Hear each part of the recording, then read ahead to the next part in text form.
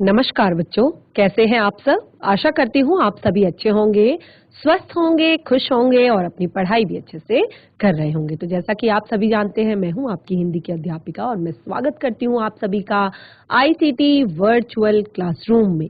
और आज हम यहाँ पर एकत्रित हुए हैं पढ़ने के लिए क्लास 6 की हिंदी। क्लास 6 की हिंदी में हम अपनी दूसरी बुक बाल राम कथा पढ़ रहे हैं और बाल राम कथा में हम चित्रकूट में भरत यानी कि जहाँ पर जब भगवान राम को वनवास हो चुका है, भगवान राम वन के लिए चले गए हैं, तो उसके बाद जब वो चित्रकूट नामक एक वन में जब वो रहते हैं तो उस समय भरत अपने ननिहाल से वापस अयोध्या आते हैं और वो देखते हैं कि किस तरह की सिचुएशन अयोध्या में हो चुकी है। पूरी परिस्थितियां जो है यानी कि एक राज तिलक की परिस्थिति से एक शोक का माहौल यहाँ पर बन चुका है, क्योंकि उनके पिता दशरथ की मृत्यु हो चुकी है और उनके भाई राम जो है वो वन को जा चुके हैं, उनके साथ उनकी पत्नी और सीता, और साथ में भाई लक्ष्मण भी वन को जा चुके हैं। तो उनका अब राज करने का कोई मन नहीं है, यानी कि वो अयोध्या पर राज नहीं करना चाहते। वो कहते हैं कि मुझे ऐसा राज्य नहीं चाहिए जहां पर पिता का आशीर्वाद और भाई का प्रेम ना हो। तो वो राम को मनाने के लिए चित्रकूट की तरफ को जाते हैं। तो किस तरह का एक माहौल था, हमने देखा कि पूरी अयोध्या नगरी के जो लोग हैं वो उनके साथ चल रहे हैं और साथ में उनकी चतुरंगिणी सेना और गुरुजन और उनकी तीनों माताएं भी उनके साथ वन जा रही हैं भगवान राम को मनाने के लिए, उनको वापस लाने के लिए। तो क्या कुछ होता है, क्या भगवान राम मानकर घर वापस आ जाएंगे अयोध्या या फिर भरत अपने राज्य को सुखपूर्वक चलाएंगे? ये किस तरह की परिस्थिति होगी उसे हम कंटिन्यू करेंगे। देखिए, ये कोई भी नई चीज आपके लिए नहीं है, आपने बहुत बार रामायण की कथा पढ़ी भी है, रामायण की कथा देखी भी है, लेकिन जब आप इस तरह से अपनी बुक में पढ़ते हैं तो वो चीजें आपके दिमाग में बैठ जाती हैं। तो हम चलते हैं स्मार्ट बोर्ड की तरफ, शुरू करते हैं अपने आज का सेशन। सभी बच्चे ध्यान पूर्वक पढ़ेंगे और समझने का प्रयास करेंगे। तो हमने देखा जिस तरह से मैंने आप लोग को बताया कि जब भरत कैकई राज में थे, अपने ननिहाल में थे, वो अयोध्या में होने वाली उन सभी घटनाओं से अनभिज्ञ थे। उनको कुछ भी नहीं पता था, क्योंकि जैसे कि हमने बताया जो शॉर्ट रास्ता था, जो दूत मतलब एक तरह से जो संदेश देने वाला जो रास्ता था, वो घोड़ों का रास्ता जो था वो बहुत 3 से 4 दिन का था, और जो रथ वाला रास्ता था वो आपका 7 से 8 दिन का रास्ता था। तो इतनी जल्दी वहां पर सूचना पहुंचाई भी नहीं जा सकती थी और इतनी जल्दी उनको बुलाया भी नहीं जा सकता था। तो इस तरह से वो पूरी तरह से इन बातों से अनभिज्ञ थे कि क्या कुछ हो चुका है। उन्हें केवल इस बात की सूचना पहुंच गई थी कि राम का राज्याभिषेक होने वाला है। तो जब भरत इन सारी बातों से अनभिज्ञ होते हुए केवल अपने स्वप्न के कारण जब वो अयोध्या वापस आते हैं तो वो देखते हैं कि यहाँ पर क्या हो गया।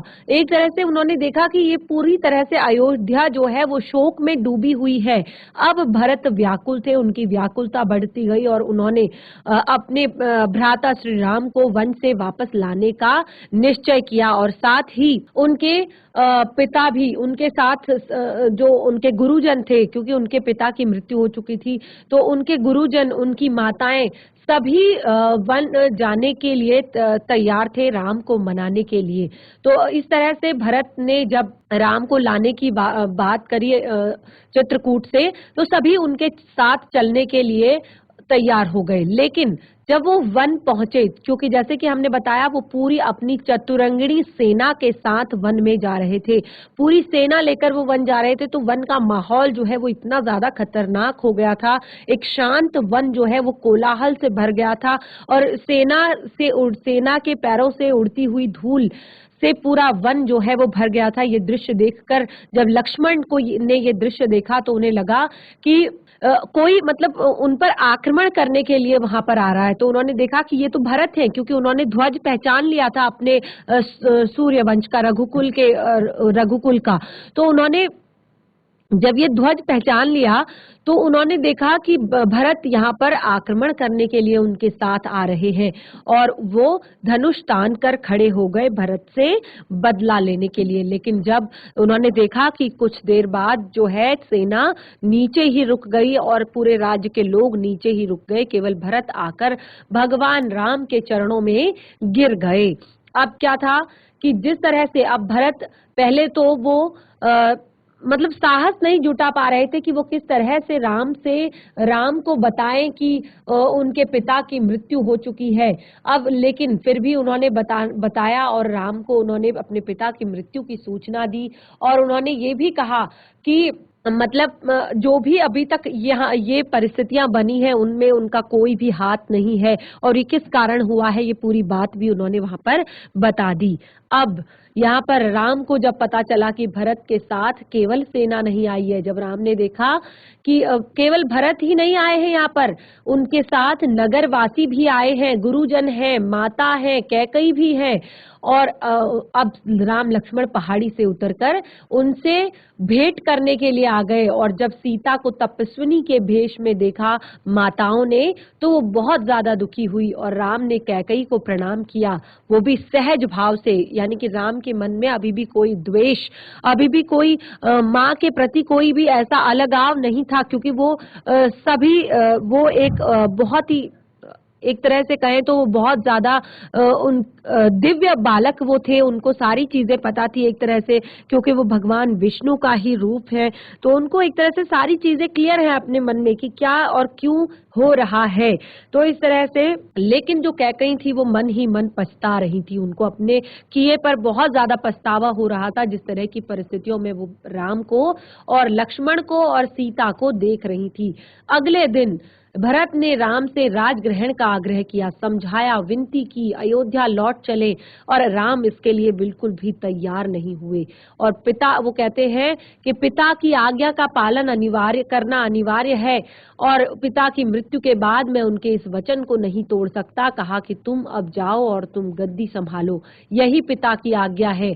और तब उस समय राम के भरत के संवाद के समय मंत्री और सभासद, यानी कि जब राम और भरत का ये संवाद चल रहा था तो उस समय पर राज्य के जितने भी बड़े बड़े मंत्री थे, सभासद थे, गुरुजन थे, माताएं थी, वो सब वहां पर उपस्थित थी और भरत बार बार राम से अयोध्या लौटने का आग्रह करते रहे पर राम हर बार पूरी विनम्रता के साथ अस्वीकार करते रहे। अब महर्षि वशिष्ठ ने कहा, राम, रघुकुल की परंपरा में राजा ज्येष्ठ पुत्र ही होता है, अतः तुम्हें अयोध्या लौटकर अपने दायित्व को निभाना चाहिए, इसी में कुल का मान है। तो जब उन्होंने बताया कि तुम्हें अयोध्या चलकर जाना चाहिए, तुम्हें राजा बनना चाहिए क्योंकि जो एक राज्य का जो एक ज्येष्ठ पुत्र होता है वही क्या होता है, वही राजा बनता है। तो इस तरह से फिर राम ने देखिए क्या कहा, क्योंकि ये बात हम बार बार कहते हुए आए हैं, रघुकुल रीति सदा चली आई, प्राण जाई पर वचन न जाई। तो देखिए राम ने अपने अपने संयत स्वर में कहा, यानी कि संयम से भरे हुए शांत स्वर में कहा कि चाहे चंद्रमा अपनी चमक छोड़ दे, चाहे सूर्य पानी की तरह ठंडा हो जाए, चाहे हिमालय शीतल ना रहे, समुद्र की मर्यादाएं भंग हो जाएं, परंतु मैं पिता की आज्ञा से विरत नहीं हो सकता। मैं उन्हीं की आज्ञा से वन आया हूँ और उन्हीं की आज्ञा से भरत को राजगद्दी संभालनी चाहिए। तो इस तरह से उन्होंने अपने मन की बात वहां पर रख दी। अब राम को किसी तरह लौटने को तैयार नहीं हुए, भरत के चेहरे पर निराशा के भाव आ गए और वो विफल हो गए राम को मनाने में। अब वो कहता है, भरत कहते हैं कि अगर आप नहीं लौटोगे तो मैं भी खाली हाथ नहीं जाऊंगा यहाँ से। उन्होंने भी एक प्रण कर लिया कि आप अपने वचन को रखने में अगर इतने ज्यादा वचन के लिए आप बहुत ही ज्यादा प्रेरित हो, अगर वचन को पूर्ण करने के लिए आप बहुत ही ज्यादा प्रेरित हो, तो मैं भी रघुकुल का ही पुत्र हूँ, मैं भी यहाँ से खाली हाथ नहीं जाऊंगा, मैं भी आपके ही कुल का हूँ, आपका ही छोटा भाई हूँ, तो मैं आप यहाँ से खाली हाथ नहीं जाऊंगा। आप मुझे अपनी खड़ाऊं दे दे, यानी कि अपने चरण पादुकाएं मुझे दे दे, मैं 14 वर्ष उसी की आज्ञा से राजकाज चलाऊंगा। तो देखिए जब आपने राम कथा पढ़ी होगी तो क्या किया था उन्होंने, राजगद्दी पर जो स्वयं बैठने के बजाय वहां पर राम की चरण पादुकाएं वहां पर रख ली थी। अब भरत का यह आग्रह राम ने स्वीकार कर लिया और अपनी खड़ाऊं दे दी। अब भरत ने खड़ाऊं को माथे से लगाया और कहा कि 14 वर्ष तक अयोध्या में इन्हीं चरण पादुकाओं का शासन रहेगा, यानी कि 14 वर्ष जो भी शासन होगा वो यही चरण पादुकाएं करेंगी। अब राम ने सबको, जब भरत ने सबको प्रणाम किया और उन्हें चित्रकूट से विदा किया, राम की चरण पादुकाओं को एक सुसज्जित हाथी पर रखा गया, जैसे कि कोई राजा हो तो राम की जो चरण पादुकाएं थी उन्हें सुसज्जित हाथी पर रखा गया और प्रतिहारी उस पर चवर डुलाते रहे। जैसे राजा के लिए चवर डुलाया जाता है ना, तो उसी तरह से जो प्रतिहारी वहां पर थे वो राम की चरण पादुकाओं की एक तरह से चवर डुलाते रहे, उन्हें हवा करते रहे और वो कहते हैं कि मैं इनकी रक्षा करूंगा और इनकी गरिमा को कभी भी आंच नहीं आने दूंगा। भरत ने उनकी चरण पादुकाओं को राजगद्दी पर रखा और कहा कि मैं इनकी गरिमा की रक्षा करूंगा, मैं इन पर कभी आंच नहीं आने दूंगा। और भरत अयोध्या में कभी नहीं रुके, तपस्वी के वस्त्र पहने और नंदी ग्राम चले गए। जाते समय उन्होंने कहा कि अब मेरी इच्छा केवल इतनी है कि इन पादुकाओं को मैं केवल उन चरणों में देखूं जहां इन्हें होना चाहिए। मैं राम की प्रतीक्षा करूंगा पूरे 14 वर्ष। अब वो कहते हैं कि वो अयोध्या में नहीं रुके, उन्होंने राम की जो चरण पादुकाएं थी उन्हें राजगद्दी पर रखा और तपस्वी के वस्त्र पहनकर वे भी नंदीग्राम चले गए और उन्होंने अपनी इच्छा जताई कि मैं केवल इन चरण पादुकाओं को अब उस पर देखना चाहता हूँ जिस पर ये होनी चाहिए। तो इस तरह से जो हमारा ये वाला चैप्टर ये कंप्लीट हो गया है, यानी कि जो चित्रकूट में भरत। अब हम जो हमारा नेक्स्ट चैप्टर है उसे हम पढ़ेंगे दंडक वन में 10 वर्ष, यानी कि ये पूरा ही ये जो हमारा पूरा चैप्टर है, ये जो हमारा पूरा चैप्टर, देखिए सारे चैप्टर इसमें कनेक्टेड है एक दूसरे से। ऐसा नहीं है कि आप देख सकते हैं कहीं पर भी पाठ का कोई भी क्रमांक नहीं दिया गया है कि ये कौन से क्रमांक का पाठ है, ये कौन से नंबर का पाठ है। तो जैसे हमने अभी चित्रकूट में भरत जो हमारा पाठ था उसको हमने कंप्लीट किया, हमने बताया किस तरह से भरत वहां पर आए और भगवान राम की चरण पादुकाएं लेकर वहां से गए। तो अब क्या था कि अब भरत जो है दंडक वन में 10 वर्ष, राम के दंडक वन में किस तरह से 10 वर्ष बीते वो हम यहाँ पर पढ़ेंगे। तो देखिए भरत अयोध्या लौट चुके थे, अब नगरवासी भी सेना धूल उड़ती हुई वापस जा चुकी थी, कोलाहल थम गया था। 2 दिन बाद चित्रकूट की परिचित शांति लौट आई थी, पक्षियों की चहचहाहट फिर से सुनाई देने लगी थी, हिरण कुचाले भरते हुए बाहर निकल आए थे। राम पर्णकुटी के बाहर एक शिलाखंड पर बैठे थे, एकदम अकेले थे, विचार मग्न थे और कुछ सोचते हुए। चित्रकूट से अयोध्या केवल 4 दिन की दूरी पर था और लोगों का आना जाना लगा रहता था। वे प्रश्न पूछते थे, राय मांगते थे और यह राजकाज में हस्तक्षेप की तरह होता था। तो अब देखिए जब राम चित्रकूट में थे तो वो पर्णकुटी के बाहर जब भी वो बैठे रहते थे वो विचार कर रहे थे, वो ध्यान लगा रहे थे। किस तरह का विचार कर रहे थे? वो सोच रहे थे कि जो चित्रकूट वन है ये अयोध्या नगरी से केवल 4 दिन की दूरी पर है और इस तरह यहाँ पर लोगों का आना जाना लगा रहता है। वो आते हैं, प्रश्न पूछते हैं, राय मांगते हैं और ये सारी चीजें एक तरह से राजकाज में हस्तक्षेप की तरह होता है, यानी कि क्योंकि भरत स्वयं भी राजगद्दी को छोड़कर चले गए थे नंदीग्राम, तो क्या फिर सारी चीजें अगर राम के इशारे पर चल रही हैं तो ये राजकाज में हस्तक्षेप की बात हो जाती थी। तो यह चित्रकूट सुंदर और सुरम्य था, बहुत सुंदर था, सुरम्य था, शांत था, लेकिन राम फिर भी वहां से दूर जाना चाहते थे। इस चीज का उन्होंने मन बना लिया था। क्यों जाना चाहते थे वो दूर?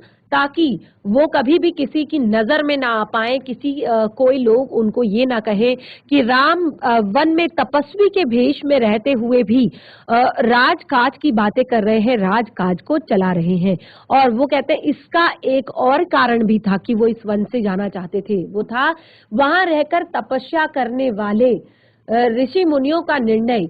राम लक्ष्मण ने उस वन से राक्षसों का सफाया कर दिया था, अब तपस्या में कोई बाधा नहीं थी, लेकिन मुनिगण वन छोड़ना चाहते थे, क्योंकि कुछ राक्षस जो थे वो मायावी थे।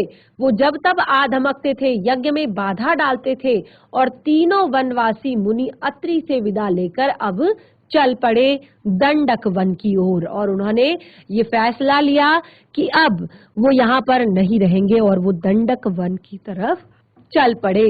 चित्रकूट छोड़ दिया। दंडकारण्य घना था, जो दंडकारण्य वन था वो बहुत ही ज्यादा घना था, पशु पक्षियों और वनस्पतियों से परिपूर्ण था। इस वन में अनेक तपस्वियों के आश्रम थे, लेकिन राक्षस भी कम नहीं थे। वो ऋषि मुनियों को कष्ट देते थे, अनुष्ठानों में विघ्न डालते थे। अब राम को देखकर मुनिगण बहुत ज्यादा प्रसन्न हुए। मुनियों ने राम का स्वागत करते हुए कहा कि आप उन दुष्ट मायावी राक्षसों से हमारी रक्षा करें, आश्रमों को अपवित्र होने से बचाएं। सीता दैत्यों के संहार के संबंध में दूसरी तरह से सोच रही थी।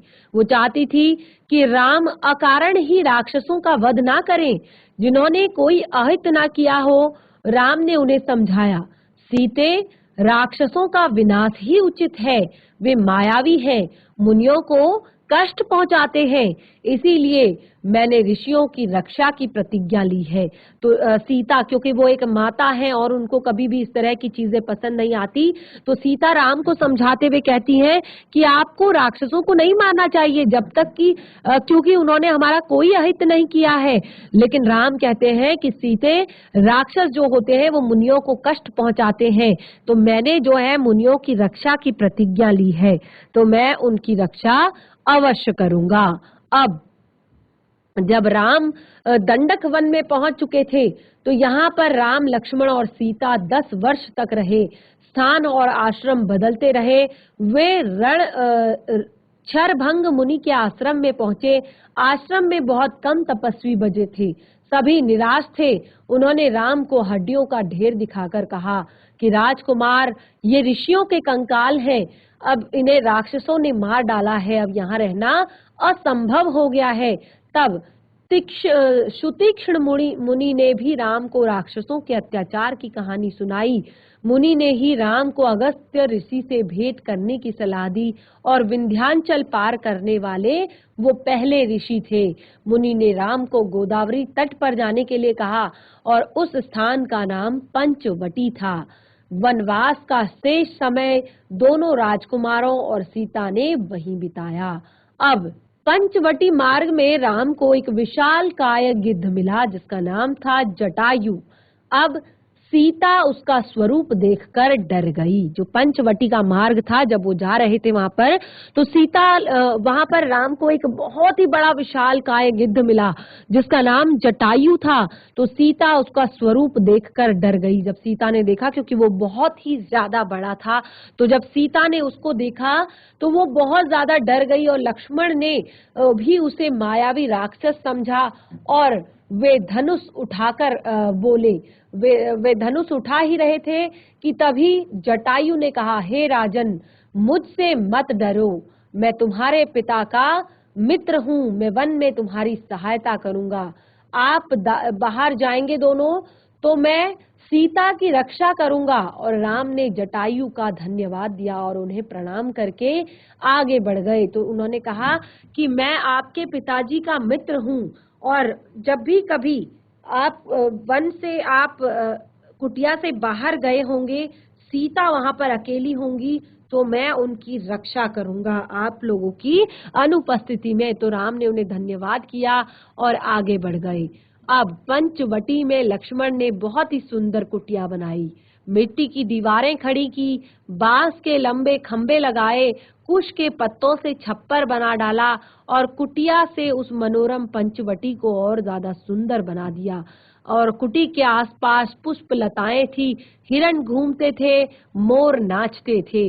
इस बीच राम और लक्ष्मण निरंतर राक्षसों का संहार करते रहे। देखिए, अब पंचवटी में आ गए हैं, तो यहाँ पर भी राम ने बहुत सारे राक्षसों का संहार किया, और जब भी वे आश्रम पर आक्रमण करते थे तो वे राम लक्ष्मण उन्हें मार देते थे। सीता को पकड़ ले जाने वाले राक्षस का विराध को मार डाला। वन से राक्षसों का अस्तित्व लगभग मिटा दिया था। अब तपस्वी शांति से तप करने लगे थे। अब एक दिन जब राम, लक्ष्मण और सीता कुटी के बाहर बैठे हुए थे, लता कुंजों को निहार रहे थे, उनके सौंदर्य पर मुग्ध हो रहे थे, तभी लंका के राजा रावण की बहन शूर्पनखा वहां पर आई। तो देखिए अब शूर्पनखा नामक जो राक्षसी है, उसके साथ किस तरह का यहाँ पर व्यवहार हुआ, क्या कुछ उसने यहाँ पर राम लक्ष्मण के साथ किया, वो सारी चीजें हम पढ़ेंगे। तो राम को देखा जब उसने, तो वो राम को मोहित हो गई, और उसने स्वयं को पानी में देखा तो उसका चेहरा बहुत विकृत था, बहुत ही खराब था, बहुत ही डरावना था। मुंह पर बहुत सारी झुर्रियां थी और वह बूढ़ी थी, पर राम के मोह में आसक्त थी और उन्हें पाना चाहती थी, क्योंकि वो एक राक्षसी थी और राम तो बहुत ही सुंदर, सुयोग्य, गुणवान एक बालक थे, युवक थे। और वो उसने जब अपने आप को पानी में अपना दृश्य देखा तो उसने देखा कि उसके चेहरे पर बहुत सारी झाइयां आ गई हैं, बहुत डरावना सा उसका चेहरा हो गया है, वो बुढ़िया हो गई है, और फिर भी लेकिन वो राम पर मोहित हो गई और वो राम को पाना चाहती थी, वो राम के मोह में आसक्त हो गई थी। और उसने माया से, क्योंकि वो एक मायावी राक्षसी थी, तो उसने माया से एक सुंदर स्त्री का रूप बना लिया। जब उसने एक सुंदर स्त्री का रूप बनाया, फिर वो राम के पास गई तो फिर उनसे बोली कि हे रूपराज, मैं तुम्हें नहीं जानती, पर मैं तुमसे विवाह करना चाहती हूँ, तुम मेरी इच्छा पूरी करो। तो वो वहां पर गई, राम को इस तरह से कहने लगी, क्योंकि वो एक सुंदर कन्या के रूप में वहां पर गई थी, और वो कहती कि हे रूपराज, मैं आपसे विवाह करना चाहती हूँ, आप मेरी इच्छा पूरी कीजिए और आप मुझे अपनी पत्नी के रूप में स्वीकार कीजिए।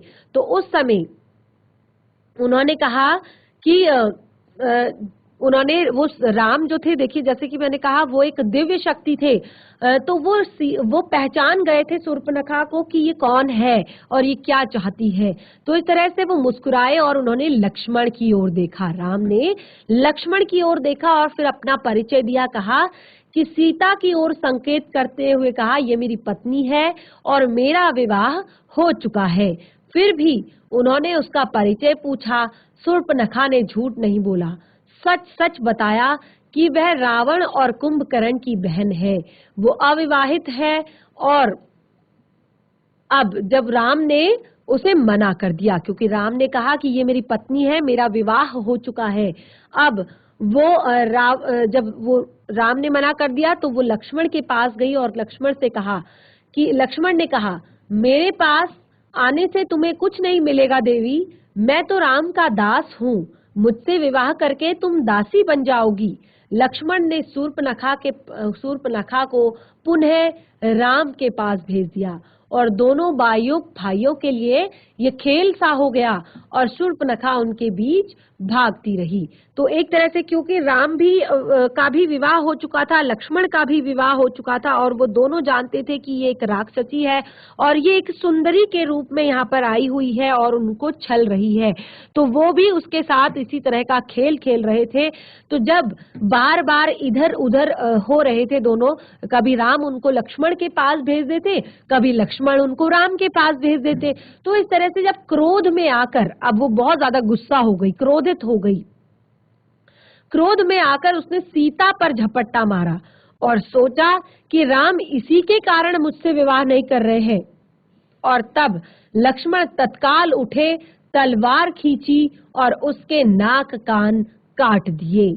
तो क्योंकि लक्ष्मण ने वचन लिया था राम और सीता की रक्षा करने का, तो जैसे ही राक्षसी सीता पर झपटी इस बात को सोचकर कि इन्हीं के कारण मुझसे विवाह नहीं किया जा रहा है, वरना ये अगर नहीं होती तो मुझसे ये विवाह कर लेते। तो उन्होंने जब सीता पर झपटी तो लक्ष्मण ने उसी समय अपनी तलवार निकाली और उसके नाक और कान काट दिए।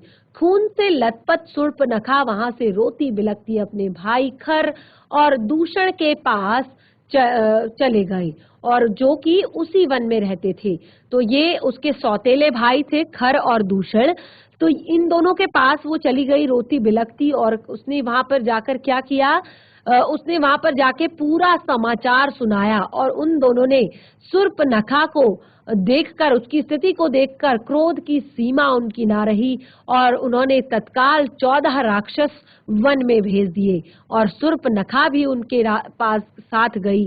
अब राम जानते थे कि राक्षस बदला लेने अवश्य आएंगे, तो वो तैयार थे और सीता को उन्होंने सुरक्षित स्थान पर भेज दिया था, क्योंकि राम तो भगवान है, उन्हें सब पता है कि जो राक्षस है वो कभी भी इस तरह से हार नहीं मानेंगे, वो जरूर बदला लेने के लिए आएंगे। तो उन्होंने सीता को सुरक्षित स्थान पर भेजकर युद्ध की पूरी तैयारी कर ली थी। अब राक्षस राम के सामने टिक न सके। देखते देखते राम ने उन सभी को ढेर कर दिया और शूर्पणखा ने पेड़ के पीछे से यह सारा दृश्य देखा और अब वह राम के पराक्रम से चकित भी हो चुकी थी और उसका मोह जो था राम के प्रति वो बढ़ चुका था, क्योंकि उसने देखा कि अरे ये तो सुंदर होने के साथ साथ बहुत ही ज्यादा बलशाली भी है, बहुत ही ज्यादा धनुर्विद्या में निपुण है, तलवारबाजी में निपुण है, हर तरह के अस्त्र शस्त्र चलाने में निपुण है। तो उसका जो मोह है वो राम के प्रति और ज्यादा बढ़ गया था। अब वह फिर फुरफुराती हुई फिर से अपने दोनों भाई खरदूषण के पास गई और इस बार खरदूषण राक्षसों की पूरी सेना के साथ चले। खर ने देखा कि आसमान काला पड़ गया है, घोड़े स्वयं धरती पर गिरकर मर रहे हैं, आकाश में गिद्ध मंडराने लगे हैं और ये अमंगल के संकेत थे। फिर भी वो आगे बढ़ा, रुका नहीं, घमासान युद्ध हुआ, अंत में विजय राम की हुई। खरदूषण सहित उनकी सेना धराशायी हो गई और जो कुछ पिछलगू राक्षस बचे, यानी कि ऐसे राक्षस जो उनके साथ साथ चलते थे, हमेशा साथ में चलने वाले जो राक्षस थे वही कुछ बचे थे और वो जान बचाकर वहां से भाग निकले। और अब जो जान बचाकर भागने वाले राक्षस थे उनमें से एक का नाम अंकपन था। वह सीधे जाकर रावण के पास चला गया और लंकाधिपति को उसने पूरा विवरण सुना दिया। तो उनमें जो एक रावण था, एक जो राक्षस था अंकपन, वो जाकर सीधा रावण के पास चला गया और जब रावण के पास गया तो उसने सारा जो यहाँ पर जो भी हुआ था जंगल में वो सारी बातें उसने रावण को बता दी। और अंकपन ने क्या कहा कि जो राम है उनके वो बहुत ही कुशल योद्धा है, उनके पास विलक्षण शक्तियां हैं, उनको कोई नहीं मार सकता। इसका एक ही उपाय है, सीता का अपहरण, जिससे कि उनके प्राण स्वयं ही निकल जाएंगे। अब सीता हरण के लिए तैयार हो गया रावण। अब उसने सोच लिया कि राम को केवल उनके जो उनकी जो प्रिय पत्नी है उनके वियोग के द्वारा ही मारा जा सकता है, क्योंकि राम जो है हर तरह से सुयोग्य है, हर विद्या में निपुण है, ऐसी कोई शक्ति नहीं है जो उनको हरा सकती है। लेकिन सीता का जो विछोह है वो उन्हें जरूर मार सकता है, वो उनके लिए मृत्यु से भी बड़ा कष्ट है। तो वो रावण जो है उसने ठान ली कि सीता का हरण किया जाएगा, सीता को उठा लिया जाएगा। अब पूरी तरह से तैयारी में करने लगा और महल चला गया। अब जब वो महल की तरफ गया तो रास्ते में उसकी भेंट मारीच से हुई, जो कि ताड़का का पुत्र था, क्योंकि ताड़का को तो राम ने पहले ही मार दिया था। आपने देखा जब जंगल में गुरु विश्वामित्र के साथ राम गए थे तो उसी समय ताड़का को उन्होंने मार दिया था। मारीच जो था वो क्रोधित था, बहुत ज्यादा क्रोधित था, क्योंकि उस समय वो राम से युद्ध नहीं कर पाया था, पर राम की शक्तियों से परिचित था, क्योंकि वो राम से पहले भी मिला हुआ था, तो वो राम की शक्तियों से परिचित था। उसने रावण को सीता हरण के लिए मना लिया और उसने भी रावण को यही सजेशन दिया कि अब तुम किसी और तरह से राम को नहीं हरा सकते हो, क्योंकि वो बहुत ही ज्यादा बलशाली है। तो सीता हरण ही एक ऐसा ऑप्शन है, एक ऐसा उपाय है जिससे राम की शक्तियों को कम किया जा सकता है, राम को दुर्बल बनाया जा सकता है, राम को मृत्यु तक पहुंचाया जा सकता है। तब उसने समझाया कि ऐसा करना विनाश को आमंत्रण देना है। रावण ने मारीच की बात मान ली और वो चुपचाप लंका आ गया। थोड़ी देर में शूर्पणखा लंका पहुंची, क्योंकि जब रावण ने जब यहाँ पर मारीच जो था उसने बता दिया था कि लेकिन अगर हम ऐसा करेंगे तो ये चीजें भी, ये बात भी क्या है, ये भी बहुत ही खतरनाक बात है, क्योंकि राम इतने बलशाली हैं कि वो कुछ भी कर सकते हैं।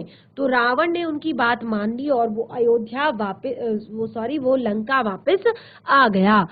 लेकिन क्या होता है कि जब वो लंका वापस आ जाता है अपना मन हटाकर, तो थोड़ी देर में वहां पर शूर्पणखा आ जाती है रोती बिलखती हुई, और जब चीखती चिल्लाती हुई वो रावण को सारी घटना की जानकारी देती है।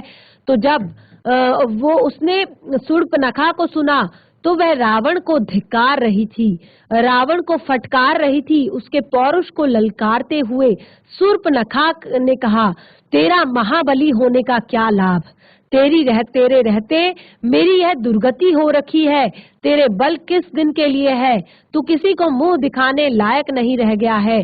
तब शूर्पणखा ने राम लक्ष्मण के बल की प्रशंसा की और सीता को अतीव सुंदरी बताया, क्योंकि उसने कहा, जब सारी बातें उसने बताई अपने भाई को, बहुत ही ज्यादा फटकारा, बहुत ही ज्यादा लताड़ा, बहुत ही अलग अलग तरीके से उस पर व्यंग कसे, उस पर ताने कसे, और साथ ही राम के बलशाली होने की बात बताई, सीता के बहुत ज्यादा सुंदर होने की बात बताई।